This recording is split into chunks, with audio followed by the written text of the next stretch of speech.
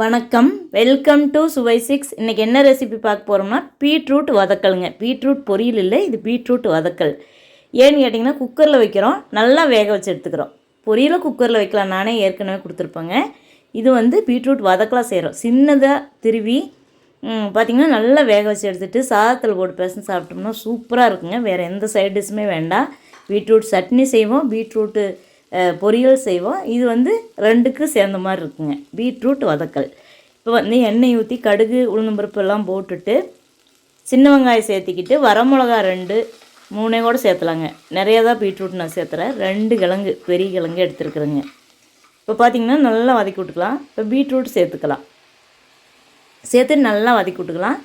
உப்பு போட்டுக்கலாம். வதங்கினா கொஞ்சம் கம்மியாகும், அதை மனசில் வச்சுட்டு போடணுங்க. பிகினர்ஸாக இருந்தால் சொல்கிறேன்.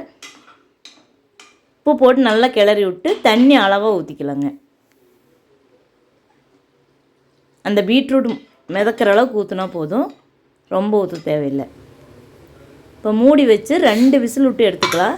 அப்புறம் கொஞ்சம் தண்ணி இருக்கும், அந்த தண்ணி வற்ற வச்சு தேங்காய் துருவல் போட்டு இறக்கணும்னா சூப்பராக ரெடியாயிருங்க. ஒரு 10 நிமிஷம் போது சூப்பரான பீட்ரூட் வதக்கல் செஞ்சிடலாம். சாதத்தில் போட்டு பேச சாப்பிட்டு சூப்பராக இருக்குங்க. இந்த பீட்ரூட் வதக்கல் ஒரு தயிர், அவ்வளோதாங்க, போதும். லஞ்சு முடிஞ்சிடும் ஈஸியாக.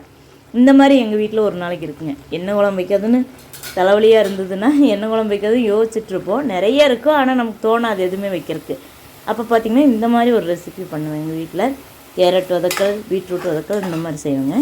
ரொம்ப சூப்பராக இருக்கும், டேஸ்ட் அட்டகாசமாக இருக்குங்க.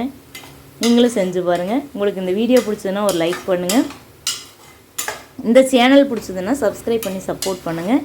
அதே மாதிரி இல்லத்தரசி கோலம் சேனல் வச்சுருக்குறேங்க, அந்த சேனலையும் பாருங்கள். அதுலேயும் வீடியோஸ்லாம் நல்லாயிருக்கும், உங்களுக்கு கண்டிப்பாக பிடிக்கும்.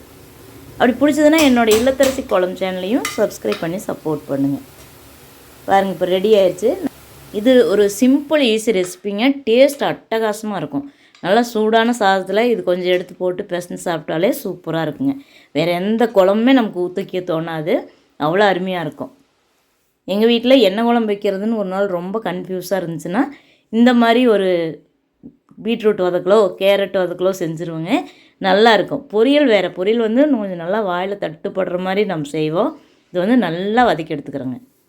அதான் பீட்ரூட் வதக்கல் செம சூப்பராக இருக்குங்க. இந்த மாதிரி என்னோடய ரெசிபியெல்லாம் பார்த்திங்கன்னா ரொம்ப சிம்பிளாக ஈஸியாக இருக்குங்க.